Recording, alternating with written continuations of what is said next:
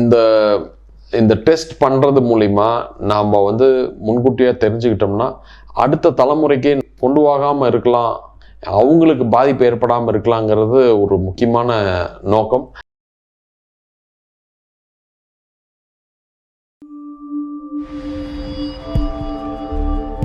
வணக்கம் நேயர்களே, நாம் இன்னைக்கு பார்க்க போகிறது இந்த மாலைக்கண் நோய் இருக்குது அப்படின்னா எப்போ நம்ம டெஸ்ட் செய்வது, உடனே நம்ம டெஸ்ட் பண்ணணும். அண்ட் இந்த டெஸ்ட்டோட முக்கியத்துவம் என்னென்னா, இது எப்படி கண்டுபிடிக்கிறது. டாக்டர்ஸ் இதர் ஐ டாக்டர்கிட்ட போய் நம்ம சொட்டு மருந்து போட்டு நரம்பை வந்து முழுசாக செக் பண்ணிக்கலாம், நமக்கு ரெட்டினைட்டிஸ் பிக்மெண்டோஸா வரதுக்கான வாய்ப்பு இருக்கா இல்லையான்ட்டு ஒன்று. அடுத்தது வந்து இந்த சொட்டு மருந்து போட்டு பார்க்கறதுனால நரம்பு விழித்திரையோட ஓர பகுதியில் ஏதாவது ஓட்டை இருக்கா, அந்த ஓட்டை இருந்ததுன்னா அதை அடைச்சிடலாமே. அதெல்லாம் ஏன்னா உங்களுக்கு சிம்டம்ஸாக தெரியவே தெரியாது. ஸோ மூணாவது வந்து பிளட் டெஸ்ட் பண்ணி ஜெனட்டிக்காக நீங்கள் வந்து ஏதாவது ப்ராப்ளம்ஸ் இருக்கா அப்படிங்கிறதையும் நம்ம வந்து கண்டறியலாம்.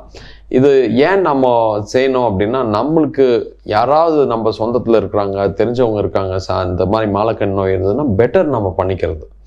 ஸோ இதெல்லாம் எளிய முறை வந்துருச்சு. அண்ட் ஏன் பண்ணணும், எவ்வளோ சீக்கிரமாக பண்ணுறோமோ அவ்வளோ சீக்கிரம் நல்லது. பிகாஸ் ஏர்லி ஸ்டேஜ்லேயே நம்ம டிடெக்ட் பண்ணிட்டோம்னா அதுக்கான ட்ரீட்மெண்ட் ஆப்ஷன்ஸ்லாம் இப்போ இருக்குது. ஸோ இது ஏன்டா நம்ம போய் பண்ணிவிட்டு நான் வந்து தேவையில்லாமல் நான் பண்ணிவிட்டு இது இருக்குதுன்னு சொல்லிட்டாங்கன்னா அது வேறு மண்டை குடைச்சலாக இருக்குமே, அதெல்லாம் வேண்டாங்க. இது ஆக்சுவலாக சின்னதாக ஒரு தீ வந்து சின்னதாக ஒரு கொழுந்துட்டு எரியிறப்போ லைட்டாக எரியிறப்போ நம்ம ஆஃப் பண்ணிடுறது ஈஸி. ரொம்ப வீடே பற்றிக்கிட்டு எரியிறப்போ அதை வந்து ஒரு 10 ஃபயர் சர்வீஸ் இன்ஜின் வந்தாலும் அதை ஆஃப் பண்ண முடியாது. ஸோ நம்ம மைல்டாக இருக்கிறப்ப ஈஸியாக அணைச்சிடலாம்.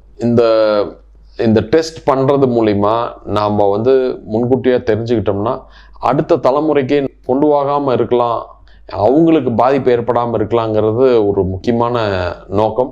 ஸோ இந்த இதுக்கு நீங்கள் இதெல்லாம் கம்ப்ளீட்டாக புரிஞ்சுக்கிட்டு இதை நீங்கள் எடுத்துகிட்டு போனீங்கன்னா அடுத்த சந்ததியர்களுக்கு இந்த பிரச்சனையெல்லாம் வராது. அதுதான் நம்மளோட மெயின் கோல். ஸோ இதுக்கு தான் நான் திரும்ப வீடியோஸ் போட்டுட்ருக்கிறேன். இந்த மாதிரி உங்களுக்கு பிடிச்சிருந்ததுன்னா சப்ஸ்கிரைப் பண்ணுங்கள். அண்ட் இந்த வீடியோவை யாரெல்லாம் அந்த பார்வை குறைபாடு இருக்கவங்களுக்கோ அவங்களுக்குலாம் ஷேர் பண்ணுங்கள். Thank you doctor Sasi.